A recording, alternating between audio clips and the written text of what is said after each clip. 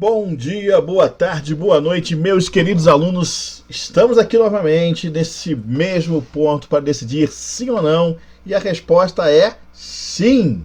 Hoje vamos falar dos elementos e estrutura de um texto narrativo, ok? Então vamos lá, nosso terceiro vídeo dentro de gêneros literários. Bom, vamos começar falando dos elementos, os elementos do texto narrativo. O primeiro deles, e um dos mais importantes, se não o mais importante, seria o narrador, porque não tem como, num texto narrativo, você ficar sabendo da história sem a existência de um narrador. É o meio, né, pelo qual a gente fica sabendo da história, né? A gente tem uma tirinha bem interessante do Chico Bento, né, em que o narrador se materializa ali, né? Vamos pedir uma ajuda ao Chico Bento para contar essa história. Então o narrador precisa da personagem para contar a história. Claro que sem personagem não tem como. Todos os elementos do texto narrativo são importantes, né? Todos. Não tem como você dizer, este dá para abrir mão, não. Você precisa de todos os elementos ali para poder contar uma história. A palavra narrador é derivada da palavra latina narro, que significa permitir que algo se torne conhecido. Lembra, a gente falou disso. Narro, naves, né? Narratum. Pois bem, por isso o narrador é uma entidade narrativa que tem o profundo conhecimento da história a ser contada e a torna pública aos leitores pelo ato narrativo. Vou frisar de novo aqui para você entender. O narrador é uma entidade narrativa. Então não vamos confundir, por exemplo, autor com narrador, tá? O narrador é uma entidade criada pelo autor para contar a história, podendo ser uma personagem do texto, entendeu? Ah, professor, mas é aquela história em que a pessoa está contando a sua própria história, a sua própria vida. Então, sim, há uma conexão entre o narrador e o autor. Mas veja, mesmo assim, não podemos dizer que são a mesma coisa. Naquela situação ali, o narrador da história é uma história real. O narrador da história, ele na verdade, ele tem uma ligação com o autor. Mas aquela projeção, o narrador é uma projeção, nessa circunstância, é uma projeção do autor no mundo literário, no mundo do texto, entendeu? Ele não é o autor propriamente, ele é uma projeção do autor. Você sabe, cada pessoa conta a história do seu ponto de vista. Então, se o outro fosse contar a história, o narrador não seria a história seria. Se outra pessoa vai contar a história daquele autor, outra pessoa contando a história dele, né? Aquele narrador não é o autor, entendeu? Mas é a projeção dele na história. Não sei se você compreendeu, tá? O autor é alguém diferente do narrador. O narrador reside no mundo da literatura, no mundo da história ali, do conto. O autor reside no mundo real. São seres distintos. Podem estar conectados diretamente. Mas eu posso escrever a história do Machado de Assis, por exemplo. O Machado de Assis pode escrever sua própria história. E eu, sabedor da história do Machado, também posso escrever a história do Machado. Então, naquele momento, o narrador é o autor? Não, o narrador é um, o autor é outro. Entendeu? Aqui eu coloquei para você aí o livro do Machado de Assis, Memórias Póstumas de Brás Cubas, tá? Que é um livro muito interessante, porque o narrador da história é o Brás Cubas. Só para você entender, que é um personagem da história. Ele morre e aí, lá do além, ele resolve escrever as suas memórias. Mas o autor é o Machado de Assis. Então, para você entender, né? O Machado de Assis criou o narrador, que é o Brás Cubas, um narrador em primeira pessoa. Pode ser um narrador em terceira, que não se identifica, que não se apresenta, mas de qualquer forma não é o autor. Tá claro isso, né? Bom, mas o que é foco narrativo? Foco narrativo é a escolha que o escritor faz no modo como os fatos serão narrados. Isso pode se dar de forma impessoal, narrador em terceira pessoa, ou pessoal, narrador em primeira pessoa. No segundo caso, né, no segundo caso, o escritor precisa escolher pela visão de qual personagem será contada a história. Então, presta atenção. O que a gente chama de foco narrativo diz respeito à escolha que se vai fazer. Né? Eu vou escrever essa história partindo de dentro ali, como um personagem, como alguém que está olhando, que está olhando dentro do mesmo plano, né? Então, alguém que está imerso nessa história, ou eu vou olhar de fora, como alguém que não participou da história, mas que viu tudo acontecer. É só você pensar, por exemplo, em você estar dentro do campo jogando bola ou na arquibancada assistindo ao jogo. Entendeu? O narrador em terceira pessoa tem foco narrativo em terceira pessoa. Ele está vendo o jogo da arquibancada. O narrador o narrador em primeira pessoa é o narrador personagem. Ele participa do jogo. Ele está dentro do campo. A visão dele é mais restrita. Alguém que está na arquibancada, narrador em terceira pessoa, ele consegue ver o time dele, mas consegue, no mesmo momento que ele está vendo ele está vendo o jogo, o time dele se armando, ele já está vendo o outro time se organizando. Então ele consegue ver os dois times ao mesmo tempo. O narrador em primeira pessoa, que é o cara que está no campo jogando, ele consegue ter uma visão mais limitada. Ele vê os companheiros dele ali próximo, mas ele não é capaz de ver o que está acontecendo lá na frente, no campo do adversário. Entenderam? Então, o narrador em terceira pessoa tem uma visão mais ampla, o narrador em primeira tem uma visão mais restrita. Foco narrativo é a escolha do ponto em que o seu narrador vai estar para contar essa história. Vai estar dentro do campo ou fora do campo, na arquibancada, né? De que ponto ele vai estar para contar essa história. Então, foco narrativo em primeira pessoa é aquele que vai trabalhar com o eu, né? Provavelmente em primeira pessoa, ou com o nós, né? Quando o narrador participa das ações narradas, dizemos que ele é um narrador personagem, ou que o texto tem foco narrativo em primeira pessoa. É a mesma coisa. Ele, obviamente, sabe tudo a seu respeito, mas é limitado no conhecimento das outras personagens e sobre o contexto da história. Pode ser protagonista ou não. Então, veja, quando ele é um narrador em primeira pessoa, o autor tem que decidir através da visão de qual personagem ele vai contar essa história. Entendeu? Qual é o personagem que vai estar ali para contar a história. Eu vou te dar uma dica de filme muito bacana, que é esse aí, ó, tá aparecendo na tela para você. Deu a Louca na Chapeuzinho, tá? Se você não assistiu, tenta assistir. Eu acho que na Netflix deve ter. Tem uma cena muito interessante, que é quando a Chapeuzinho, o lobo, a vovó, o coelho, aparece um coelho na história, tá? São levados, o lenhador, são levados para são pegos numa situação e são levados por um detetive lá, um delegado lá, para depor. E cada um vai contar a história, né, a mesma história, só que de um ponto diferente. Só para você entender o que eu estou te falando. A Chapeuzinho Vermelho, ela conta a história estando fora. Ela conta a história. Desculpa.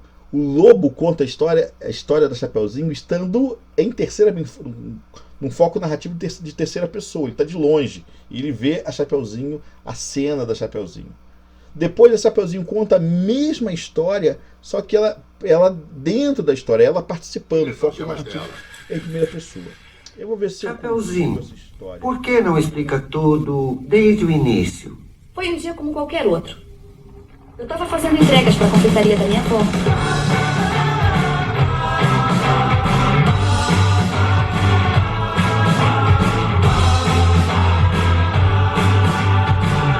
A história eu vou contar de uma garota já cansada de pedalar. Eu sei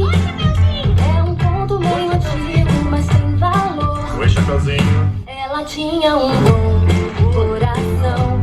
Até mais tarde. Só vivia repetindo uma triste canção.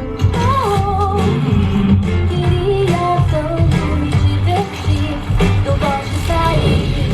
Vem me tirar daqui, por favor. Eu quero um outro mundo. Eu quero um outro mundo.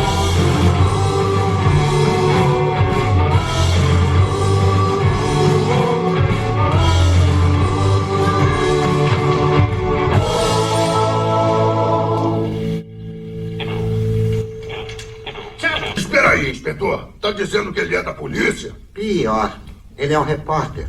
O quê? Eu sei a verdadeira história.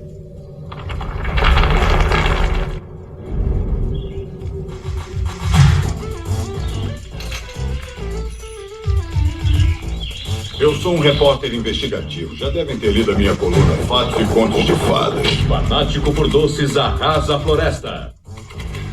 Eu passei os últimos 6 meses infiltrado investigando bandido guloso. Quanto mais receitas sumiam, mais eu ia chegando perto. Eu derramei café quente. O café quente caiu no meu pescoço. Doeu muito mesmo. Todos acham que um agente de fiscalização sanitária não tem uma vida perigosa, mas vou dizer uma coisa, amiguinho. A comida é um perigo. Por isso, a Dalva me mandou vir aqui dar uma olhada. Quem? Sua chefe, Dalva. É Maria. Foi o que a Maria disse. Ela disse, Dalva, pra você vir aqui. Aí eu vim aqui. Eu tô surpreso que seu balcão de doces não tenha sido roubado. Qual é mesmo o seu nome? Stiling, sou do Japão. Bom, Kenny, você passou na fiscalização, mas eu preciso saber o nome dos seus fornecedores. Vai ter que falar com a Maria. Olha, a Maria me ligando, deve ter falado com a central. Continua trabalhando e cuidado com o café quente, queima. Não tem doces, perda de tempo.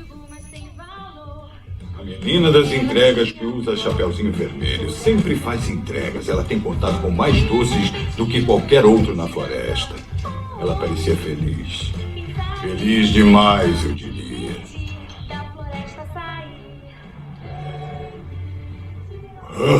Sinistro. Eu estava começando a ter minhas suspeitas. Foco narrativo em terceira pessoa. É quando eu uso o pronome ele, e todos os pronomes de terceira pessoa, né? Seu, sua, aquele, enfim. É também chamado de narrador observador.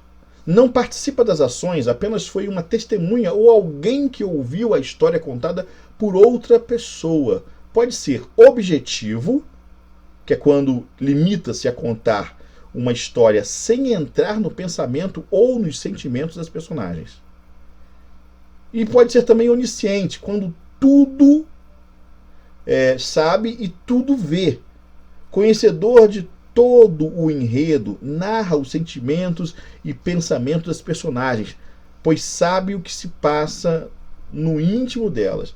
É aquele narrador que sabe o que a pessoa está pensando, sabe? Ele consegue saber o pensamento, os sentimentos e os pensamentos da personagem. Esse é o onisciente. Agora, aquele que apenas vê e conta é o objetivo. Pra você ter uma ideia, a história do Chapeuzinho Vermelho, né, a história original, o narrador ele é objetivo, ele é em terceira pessoa e ele é objetivo. Porque ele vai contando aquilo que ele vê, né? Assim, vai tomando ciência e contando, tá? Mas ele não sabe tudo, ele não sabe o que o lobo, ele não diz o que o lobo está pensando, o que a vovozinha está pensando, não. Então ele só vai contando ali, né, sem entrar no pensamento ou no sentimento da personagem, entendeu? O onisciente não, aquele que sabe mesmo o que aconteceu, ele consegue dizer o que ele está pensando, e aí você diz que ele é onisciente. Outros filmes que podem te ajudar são esses aqui, ó. Ponto de Vista, muito legal esse filme. Vai trabalhar com a mesma história de diferentes pontos de vista, né, acontecendo assim, a mesma história acontecendo, a mesma situação acontece, que é uma explosão, e aí você tem a visão de várias personagens dentro da história. No momento que então acontece a história do ponto de vista de um personagem, aí depois volta a mesma cena para você ver do ponto de vista de outra personagem. É bem interessante. A construção da narrativa se dá pelos vários pontos de vista. Pequenas histórias, né? Pequenas histórias também interessantes, porque vai te mostrar muito essa coisa de narrador em primeira pessoa, narrador em terceira pessoa, tá? E linha direta. O linha direta faz muito essa coisa do narrador em terceira pessoa, narrador onisciente. Pequenas histórias, vai aparecer bastante aí o narrador objetivo. No linha direta você vai ver o narrador onisciente, tá? É bem interessante. Se você tiver oportunidade, assista. Então vamos falar dos tipos de narradores. O narrador ele pode ser personagem da história, então chamado de narrador personagem, porque ele participa dela, tá? Ele ao mesmo tempo é personagem e conta a história em primeira pessoa. Um exemplo disso então. Olha aqui, ó. Quando avistei-a sozinha na arquibancada da quadra, percebi que era a melhor oportunidade para definitivamente conhecê-la. Então pedi a meu melhor amigo Fabrício que me ajudasse com o plano que eu tinha bolado.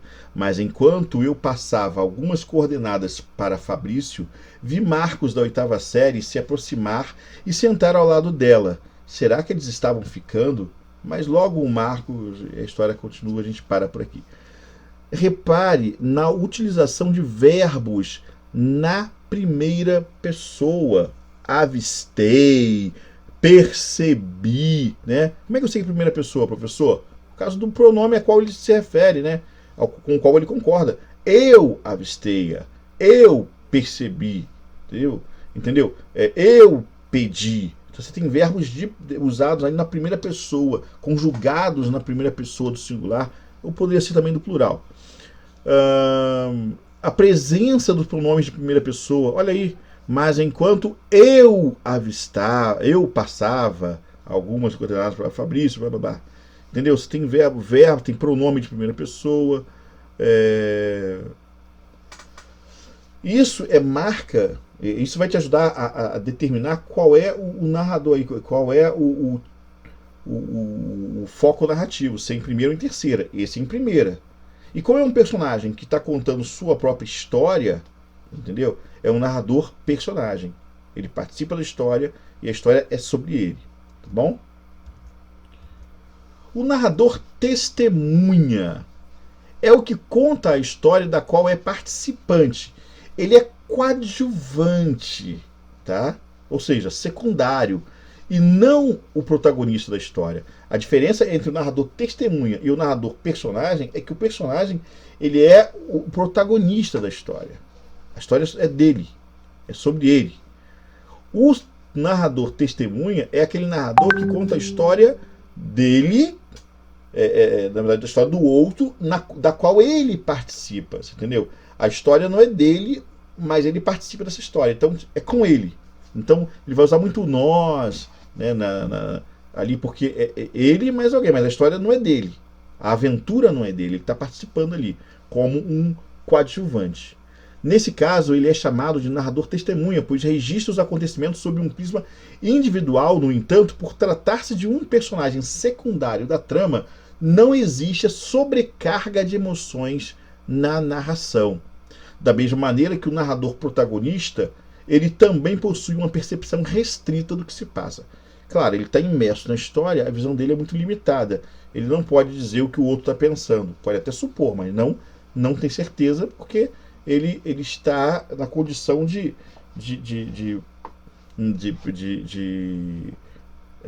foco narrativo em primeira pessoa. Ele está dentro da história, entendeu? Ele não está fora dela.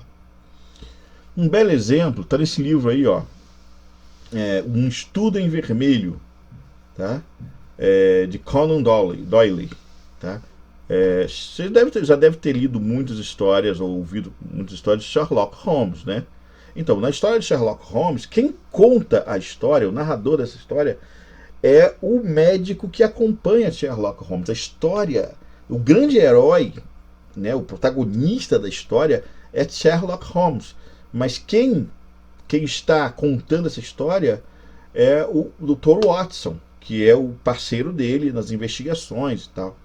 Entendeu? Então, ele é um narrador testemunha, ele acompanha o herói, mas a história não é sobre ele. Olha aqui, ó. Talvez o leitor prefira interromper esta leitura julgando-me um intrometido incurável quando eu confessar o quanto aquele homem estimulava minha curiosidade e quantas vezes tentei vencer suas reticências em tudo o que dissesse respeito a si próprio. Antes de pronunciar minha sentença, porém, deixem-me lembrá-los de como minha vida era sem objetivo, de quão pouco havia para invocar minha atenção. Devido ao meu estado de saúde, eu estava impossibilitado de aventurar-me fora de casa, quando o clima estivesse menos que magnífico. Não tinha amigos que me visitassem para quebrar a monotonia de minha existência diária. Nessas circunstâncias, acolhi com entusiasmo o pequeno mistério que envolvia meu companheiro e passava boa parte do tempo tentando decifrá-lo. Então veja, ele dá toda a atenção ao companheiro, que no caso aqui é o Sherlock Holmes. O foco é o Sherlock Holmes. Ele vai acompanhar. Então você tem aí uma narrativa em primeira pessoa, pronomes de primeira pessoa, meu, eu, verbos na primeira pessoa. Muitas das vezes vão aparecer na primeira do plural, porque vai envolver o Sherlock Holmes também, já que eles vão estar vivendo essa história juntos. Mas a história não é dele, entendeu? Então muitas das vezes ele vai narrar em terceira. Em alguns momentos ali ele vai contar, então ele entrou, você vai ver verbos de terceira ali, porque ele vai comentar o personagem, ele vai narrar o personagem Sherlock Holmes, mas ele volta a se manifestar.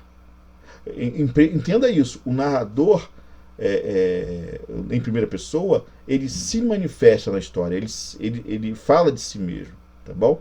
Seja ele o testemunha ou o protagonista, mas no protagonista, no narrador personagem, ele é o protagonista da história. O testemunha, ele é apenas um colega, um amigo próximo, um coadjuvante dentro dessa história. Narrador observador, também chamado de narrador neutro. Por quê? Ele é alguém que observa o que acontece, entendeu? Ele transmite para o leitor apenas os fatos que consegue observar e conta a história em terceira pessoa, tá? Como nesse trecho aí abaixo. Ele nunca se intromete, ele não dá pitaco, ele apenas conta, ele é fiel aos fatos, entendeu? Esse narrador observador, a gente percebe que ele vai utilizar verbos de terceira pessoa, ele vai utilizar pronomes de terceira pessoa. Vamos ver? Aos 14 anos, Miguel Strogoff, que desde os 11 acompanhava o pai nas frequentes incursões pela estepe, matara seu primeiro urso. A vida na estepe dera-lhe uma força e resistência incomuns, e o rapaz podia passar 24 horas sem comer e 10 noites sem dormir, sem aparentar excessivo desgaste físico, conseguindo sobreviver onde outros em pouco tempo morreriam. Era capaz de guiar-se em plena noite polar, pois o pai lhe ensinara os segredos da orientação, valendo-se de sinais quase imperceptíveis na neve e nas árvores, no vento e no voo dos pássaros. Júlio Verne, Miguel Strogoff, página 16. Pois bem, nessa história de Júlio Verne, o personagem principal é Miguel Strogoff. O narrador não é, você percebe, o narrador não é o Miguel Strogoff. Quem é que está narrando? Ninguém sabe. Ele não se apresenta, ele não se manifesta ali, ele não fala de si mesmo. Ele vai apenas contando a história. Ele vai narrando para você, relatando ali os fatos, mas ele em nenhum momento ele expressa algo que remeta a si. Você está entendendo? Os pronomes e os verbos são de terceira pessoa. Olha lá, né? Terceira pessoa é quando ele é conjugado pelo pronome ele, tá? Ou eles. A vida na estepe dera-lhe uma força e resistência incomuns, capaz. E ele podia passar 24 horas sem comer, era capaz de guiar-se. Ele era capaz de guiar-se. Em primeira noite polar, pois o pai lhe dera ensinara. O pai ensinara. Entendeu? Você tem aí verbos sempre de terceira pessoa. Tá? Os pronomes também. Olha aqui, ó. Comer sem 10, sem dormir, sem aparentar desgastes físicos, pois o pai lhe ensinara a ele, né? Lhe ensinara, valendo-se. Olha aí, o nome se. Então, assim, são pronomes de segundo. Matara seu primeiro urso. Pronomes de segundo, de terceira, verbos de terceira pessoa. Entendeu? O foco narrativo é o de terceira pessoa. Ele está fora da história, ele não participa da história. Tá? E o narrador aí é chamado de observador porque ele só vê e conta. Entendeu? Ele toma conhecimento da história e conta, mas ele não se manifesta, ele não dá pitaco, ele não tece opiniões a respeito deste ou daquele. Diferente do narrador intruso, também chamado de onisciente. Esse participa da história, melhor dizendo, não participa da história, já que ele é de terceira pessoa, claro, óbvio, mas faz intervenções com comentários e opiniões acerca das ações das personagens. O foco narrativo, como no observador, é em terceira pessoa. Então, te dando exemplo aí do livro A Cadeira do Dentista, do Carlos Eduardo Novaes. Muito legal esse conto. Flávia logo percebeu que as outras moradoras do prédio, mães dos amiguinhos do seu filho, Paulinho, 6 anos, olhavam-na com um ar de superioridade. Não era para menos, afinal o garoto até aquela idade, imaginem, se limitava a brincar e ir à escola. Você percebeu na minha leitura como esse imaginem, né, é bem de espanto do narrador. O narrador se espanta, fica indignado, né? Não era para menos. Ele tece comentário para o narrador. Esse não era para menos não é uma fala da personagem, é o narrador se expressando. Não era para menos, né? Então o narrador ele não concorda, ele também acha um absurdo aquilo tudo. Olha outro exemplo. Se tinha medo, então era para a natação mesmo que ele iria entrar. Os medos devem ser eliminados na infância. Os medos devem ser eliminados na infância. Quem é que está falando isso? Entendeu? Você tem aí a presença do narrador dando opinião. Paulinho ainda quis argumentar, sugeriu alpinismo.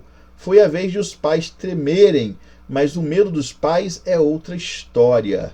Paulinho entrou para a natação. Entendeu? Então, nesse narrador, ele dá o pitaco dele.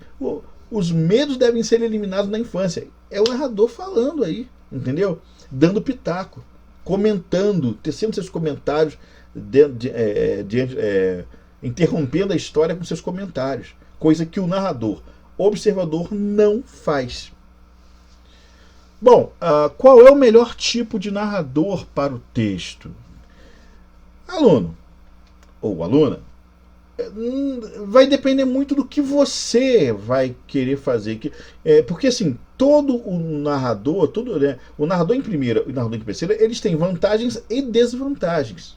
Entendeu? Então, de acordo com a história que você vai contar, o caminho que você vai seguir, né, o percurso que a tua história que vai ser feito dentro assim, a sequência. De acordo com as coisas que vão acontecer, né, como as coisas vão se dar na sua história, né, o seu planejamento, aí, o seu esqueleto narrativo, do texto narrativo, você já vai assim, já pensando em algumas situações do teu texto. Então, qual é o melhor tipo de narrador? O narrador em primeira, em terceira? Há autores, por exemplo, que começam com o narrador em terceira, mas descamam para narrador em primeira em muitas situações. Entendeu? Isso pode, professor? Pode. Eu posso começar em terceira pessoa e no meio do caminho eu dou voz para um personagem que vai continuar a narrativa. Entendeu? Eu posso ir quebrando a minha narrativa com narrativas em primeira pessoa. Posso fazer isso sim, e depois voltar para a terceira e ficar brincando com o foco narrativo dentro do texto. Isso é possível. Mas vamos lá. Narrativa em primeira pessoa. Quais são as... Assim, não vou ler todas para você. Se você quiser, você depois pause o vídeo, dê uma boa lida nisso aqui. Mas eu só quero que você entenda o seguinte. Vantagem, né? Acho que para mim as principais são o seguinte. Quando você está narrando em primeira pessoa, você tem uma capacidade de explorar a fundo os sentimentos e pensamentos do personagem principal. Então, se eu estou narrando em primeira pessoa, eu quero muito falar de mim mesmo, né, do que eu sinto e tal, eu quero dar voz ao meu personagem. É importante, né? Eu quero que o mundo psicológico dos personagens se apresente.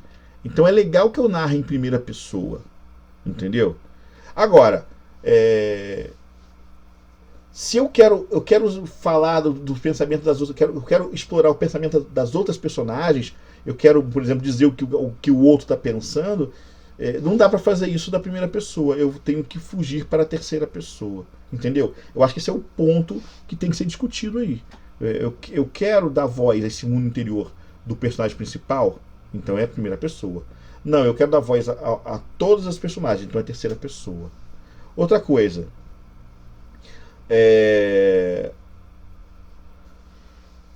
aqui, ó, possibilidade de fazer piada, possibilidade de fazer piada com coisas simples, apenas colocando um comentário pessoal, mesmo a respeito de algo comum.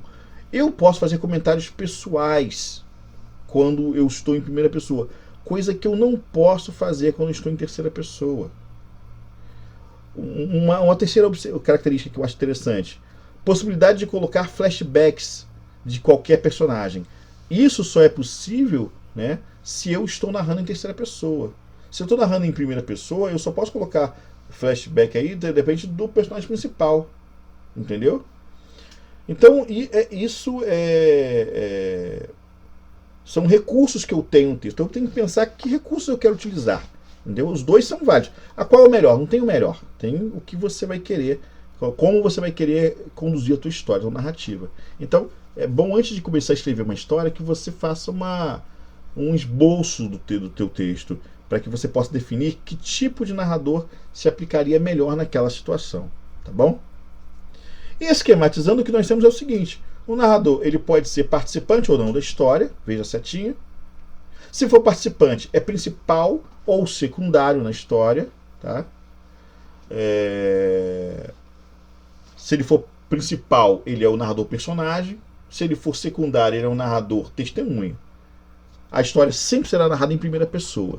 Marque aí os verbos e os pronomes, eu marquei para você no texto. Se ele é um narrador não participante da história, então ele está narrando em terceira pessoa, foco narrativo em terceira pessoa. O narrador pode ser observador ou onisciente. E aí, claro, que você vai ter verbos e pronomes de terceira pessoa, né? Estão sublinhados aí no texto para você. Vamos falar um pouquinho então das personagens. Pode ser um humano, ou um animal, um ser fictício, um objeto, ou qualquer coisa que o autor inventar. Eu vou repetir para você porque tem gente que não entende isso. Um personagem não precisa ser especificamente uma pessoa. Pode ser um ser humano, mas também pode ser um animal, um ser fictício, um objeto. Qualquer coisa que eu inventar. Um ser inanimado pode ser animado apenas pela vontade do autor de transformá-lo em personagem, tá? Também podem ter nomes ou não, e ter qualquer tipo de personalidade. A personagem sofre e pratica ação dentro do enredo. Isso é muito importante. Eu vou dizer de novo: a personagem sofre e pratica ação dentro do enredo. Alguém que eu citar na história não é um personagem. Para ser personagem tem que participar, tem que praticar uma ação, entendeu? Ou sofrer ações das outras personagens. Mas personagem, ele tem que ser ativo dentro da narrativa. Citados não são personagens, entendeu? O personagem ele pode ser principal ou secundário. Sendo o principal, que é aquele que desempenha papel central, sendo fundamental para o desenvolvimento da trama, ele pode ser protagonista ou antagonista.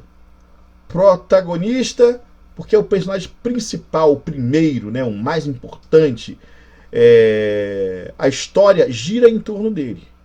Tá? Antigamente, lá na época das epopeias, né, o protagonista era o herói da narrativa. Tá?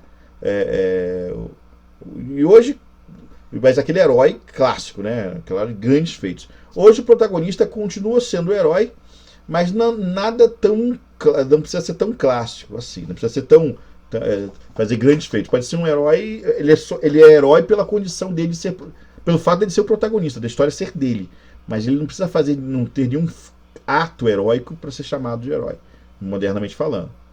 O antagonista, contra, é o que rivaliza com o protagonista. Quase sempre batalha com o mesmo no final da obra. Não dá para você ter um embate entre o protagonista e o antagonista no início ou no meio, a não ser que você tenha outro depois programado no final. Porque se resolverem as suas diferenças ali, acabou a história. Por isso que o grande confronto se dá no final, né, ou perto do final.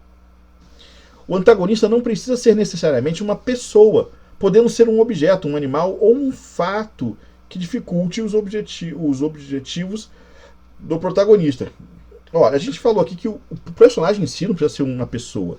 Mas no caso do antagonista, é muito interessante você entender, muito importante você entender, que o antagonista, ele é aquele que rivaliza com o protagonista, que complica a vida do protagonista, que impede que o protagonista resolva o seu problema, sabe?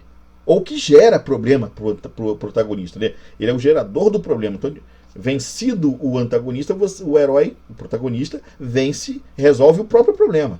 Entendeu? Porque ele é o gerador do problema.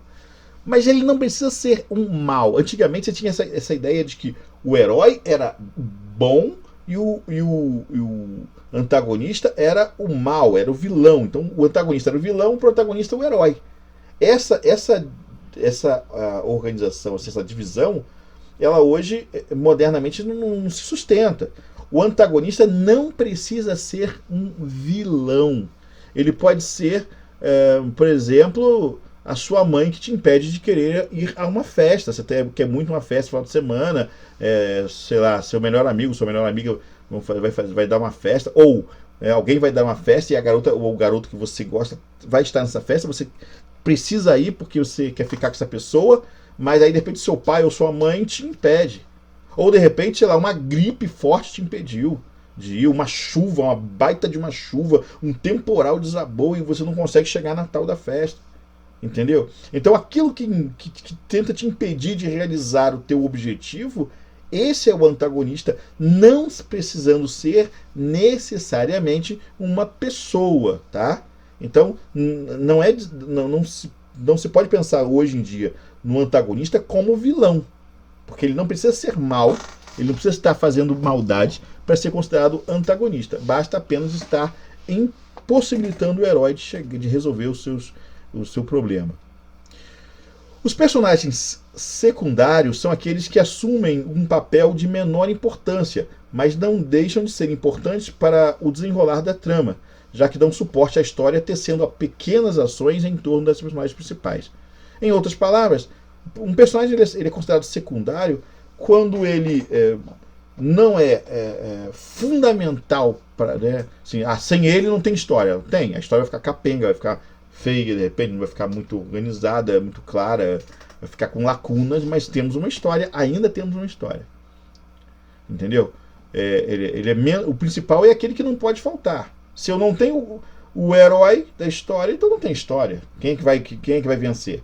Se eu não tenho um antagonista, ou seja, alguém cria que gera um problema para o herói, eu também não tenho história, porque não tem nada para vencer, logo não tem história. Entendeu? Então esses dois são principais. Agora, os demais personagens que aparecem na história, para para completar esse universo narrativo, eles são personagens secundários, entendeu? Que podem ter um nome ou não dentro da história. Mas é sempre alguém que ajuda